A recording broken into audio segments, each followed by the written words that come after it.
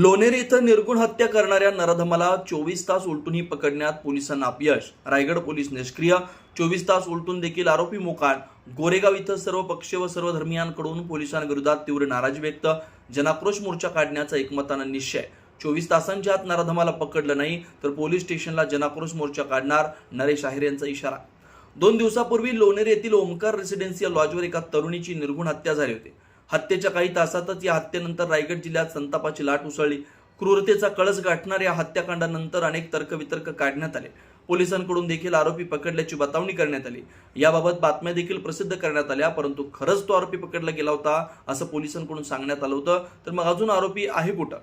या सर्व गोष्टींबाबत तीव्र संताप गोरेगाव विभागातूनच नव्हे तर जिल्ह्यातून व्यक्त केला जातोय. याबाबत काल संध्याकाळी बौद्धविहार गोरेगाव इथं सर्वपक्षीय सर्वधर्मीय अशी सभा आयोजित करण्यात आली. या सभेत अनेकांकडून लोणेर येथील अमानुषपणे केलेल्या हत्येला 24 तास उलटून देखील हत्यारा नराधमाला अटक करण्यात रायगड पोलीस अपयशी ठरत असल्यानं पोलीस प्रशासनावर ताशेर ओढले व पोलीस प्रशासनाविरोधात तीव्र नाराजी व्यक्त करण्यात आली. त्यानंतर सर्व धर्मीय सर्वपक्षीय नेत्यांनी गोरेगाव पोलीस ठाणे पोलीस उपविभागीय अधिकारी काळे यांची भेट घेऊन सदरील आरोपी नराधम का नाही पकडला गेला, पोलिसांकडून नराधमाला अटक करण्याचं काम का संथ गतीने सुरू आहे, हत्येला 24 तास उलटून गेले तरी देखील आरोपी नराधमाला अटक करण्यास का अपयशी ठरत आहे, आरोपीनं रूम बुक करण्यासाठी आपलं ओळखपत्र जमा केलेलं त्या आधारे आरोपी नराधमाला पकडणं पोलिसांना एवढं अवघड का जात आहे, यावेळी असे अनेक प्रश्न विचारले गेले. मात्र पोलिसांकडून आरोपीला पकडण्यात अपयश मिळत असल्यानं आणि पोलिसांकडून समाधानकारक उत्तर नाही मिळाल्यानं सर्व नाराज व संतप्त नेते जनता पोलीस ठाण्यासमोरील जिजामाता मैदानात एकत्रित जमा झाले.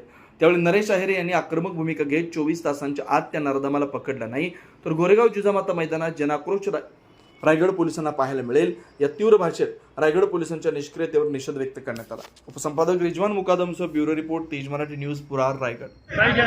आम्ही पोलिसांच्याकडे मागणी केलेली की 24 तासाच्या आत तो आरोपी सापडायला पाहिजे होता, पण अद्याप अजून तसं झालेलं नाहीये. इथलं स्थानिक प्रशासन हलगर्जीपणा करतंय आणि त्या आरोपीचं नाव माहिती असून सुद्धा ते जनतेसमोर ते नाव सादर करत नाही. जनतेची दिशाभूल केली जाते. का तो आरोपी इथला गोरेगाव मधलाच आहे का कुणाचा रिलेटिव्ह आहे, कोणाच्या दबावाखाली स्थानिक प्रशासन काम करते, याचा सुद्धा शोध आम्ही लावणार आहोत.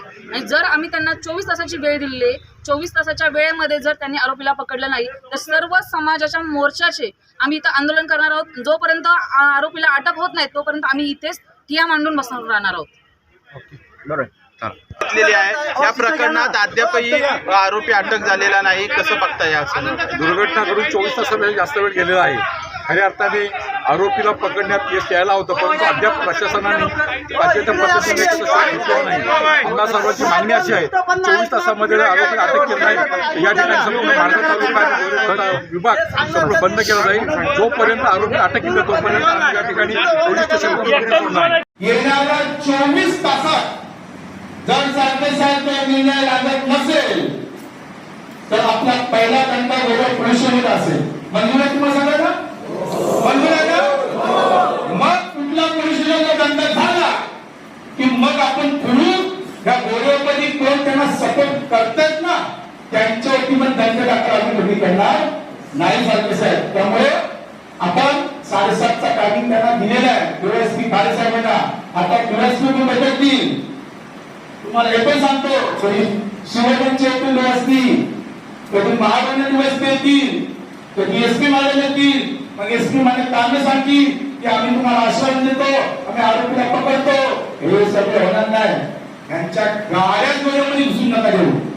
त्याला सांगायला पाहिजे ना हा भीम सैनिक आहे, बाबासाहेबांच्या आवडत आहे आणि शिवसैनिक पण आता आहे तुमचा, बरोबर ना?